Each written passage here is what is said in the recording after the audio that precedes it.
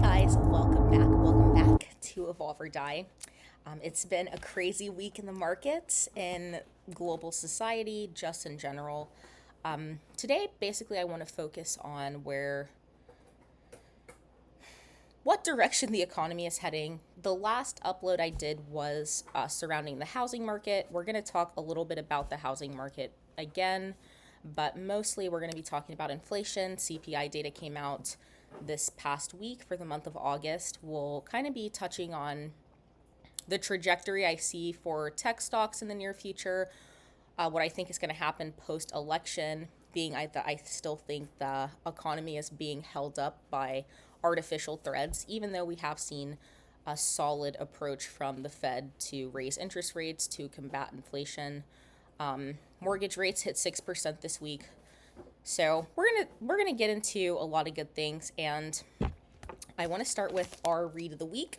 Our read of the week is the COVID-19 Great Reset book. This was written by members of the World Economic Forum. I'm still reading it. I may have mentioned it on my last video, but I mean, it's a really incredible read that essentially outlines, what we're going to be experiencing in terms of societal shifts, monetary shifts, displacement because of climate change. A lot of important things that are outlined. I do think it's a very scary trajectory that is outlined in this book that was written, by the members of the Economic Forum. But let's kind of get right into it. So we've seen a lot this week. CPI data not looking great. Consumer prices we can see have risen drastically year to year, year to date. I think there's going to be lasting effects presenting themselves from COVID that we haven't seen yet. We haven't seen the end of the supply chain shocks. I do think a lot of wholesale retailers, Walmart, Amazon, big tech, Apple, I think we're going to see a really deep correction because of the tensions that we're seeing in China. They are in a real estate crisis. Back in the end of 2021, they did default on $300 billion of debt because of their hyperinflated real estate market. So there's so many things that are brewing right now that are setting us up for catastrophic impacts that I just think are a little bit delayed, and they're not being talked about in the media as much. But we're here to pay attention. We're here to keep evolving, and that's just what we're gonna do. We're gonna assess, analyze the global conditions, the market conditions, and make strategies and make decisions based on those conditions at whatever point in the business cycle that we're in. We're in a recession right now, but hopefully the tapering and the contractionary monetary policies we're seeing in the form of interest rate increases, hopefully we start to see inflation plateau at some point. We're not there yet. It's only getting worse month over month, even though we, this week also had a 0.75 basis rate hike. And what that means is essentially, debt is just getting more expensive. Your credit cards, your auto loans, your mortgages, debt is getting more expensive. There was a time when, owning a home in the States, it was an asset. And these days with adjustable rates and mortgage-backed securities, they're more of a liability and a debt than they're acting as an asset. But we're not going to get too much into the housing market today. I just really want to talk about all the things that are going on. Russia is basically withholding all natural gas pipelines from all of Europe. They are in an energy crisis. So I do think this is going to have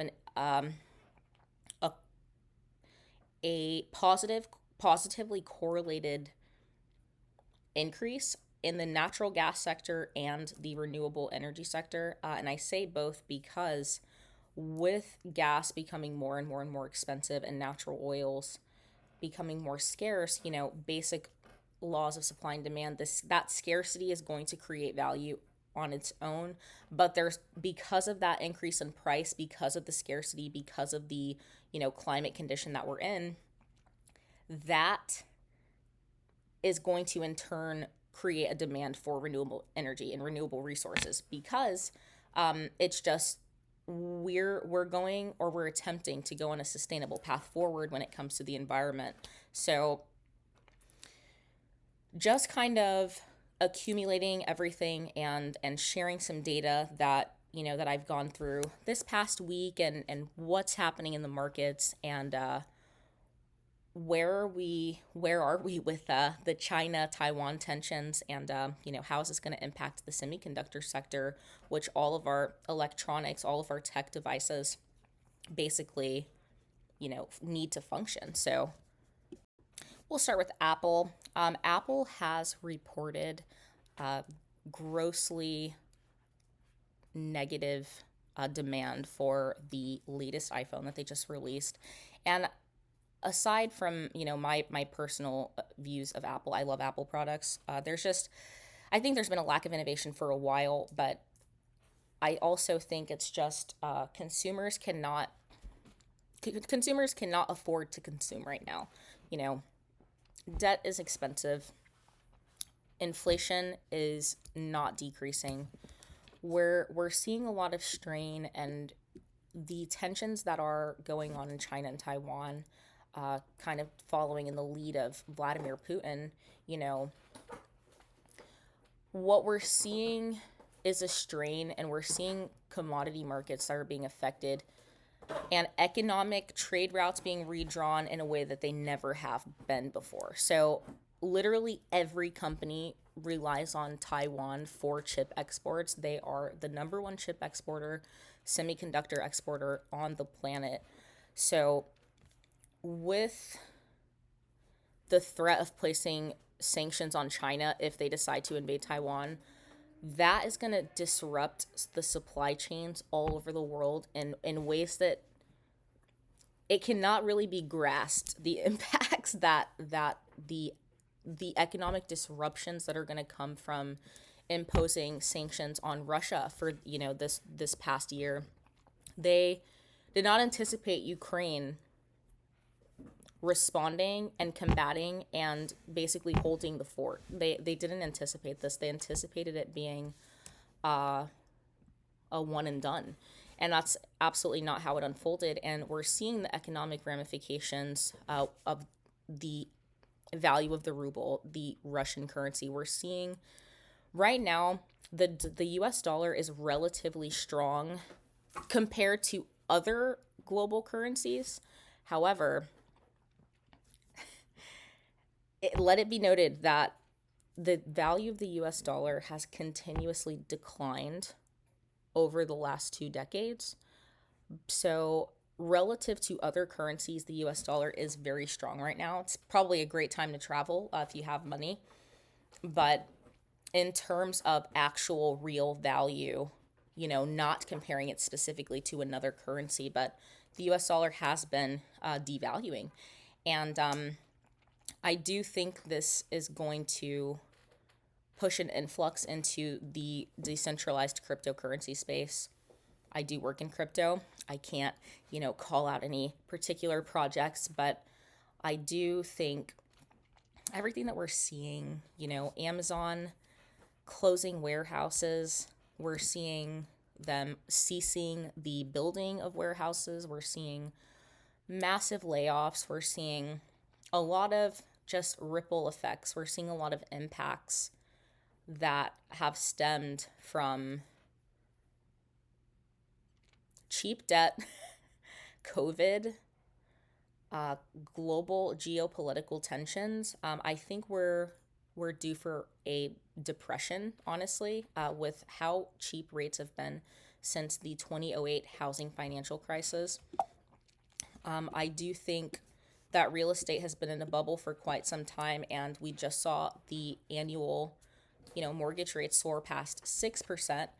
Again, CPI data has been absolutely terrible. And I do think that the markets are still being artificially held up leading up to the elections. There's just the the perfect brewing of these terrible conditions that are going to have decades of lasting impacts. And for some reason, it's not really being talked about. It's it's a really scary state that we're in.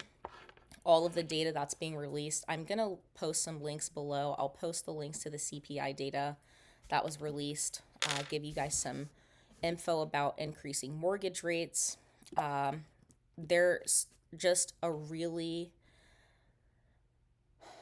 scary cloud over the entire world economy right now because of how much uncertainty there is about, debt, how much uncertainty there is about how far is this, supply chain shock because of the Russia Ukraine tension, how deep, how far, how much more catastrophic is it going to get? And I don't think we've touched the tip of the iceberg. All over Europe, there are literally riots going on right now because of the energy crisis and the food. There's literal famines and like droughts all over Europe, and it's the world is not in a good way right now. But what are we gonna do? We're gonna keep evolving. We're gonna keep our eyes on the markets. We're gonna watch the renewable energy sector. We're going to be, maybe keeping a really close eye on retail and wholesale, like Costco and Walmart. They're going to take, and Amazon. They're going to take a huge dip if China is not able to export their items. We have such a heavily dependent relationship upon China for imports. If we do impose sanctions, or the European Union places sanctions because of what's going on in Taiwan, it's going to be, the damages will be irreparable. But what do? We pivot, we evolve here. So the renewable energy sector has definitely had a really, really good quarter. Sustainability is key. That's a part of our evolution, guys. Honestly, banking, I do think the banking sector should do pretty well with the interest rate hikes. I do have some personal picks about that, but again, I do work for a brokerage, so I can't really, get too much into specific plays. But I think that there's a perfect set of conditions brewing, and the bottoms are about to fall out of the markets. And I think there's going to be a lot of really good buying opportunities and a lot of opportunities to create, the long term wealth. And just pay attention, guys. Pay attention to what's going on. And again, I'm going to drop some links to some resources. But until next time, friends.